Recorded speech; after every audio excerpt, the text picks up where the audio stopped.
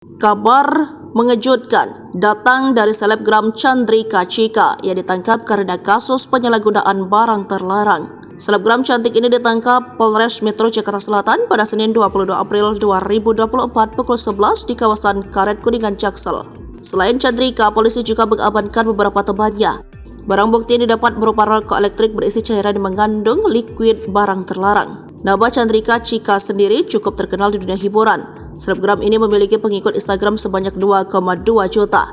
Wanita bernama asli Chandrika Sari Josman ini lahir di Jakarta pada 7 November 2003. Ia mulai dikenal setelah videonya menari Papi Chulo viral di TikTok. Video tarian Papi Chulo ini pun membuat Chandrika diundang di acara TV nasional. Namanya semakin dikenal setelah Ranch Entertainment memilih Chandrika sebagai talent. Dirinya sempat menjalin asmara dengan Torik Halilintar. Namun hubungan itu hanya berjalan 3 bulan saja. Selebgram satu ini juga dirumorekan dekat dengan Rico Valentino. Bahkan kabar kedekatannya dengan Rico membuat dirinya terseret kasus pengeroyokan yang melibatkan nama Putra Siregar. Chika ikut terseret dalam pengeroyokan Jakarta Selatan tahun 2022.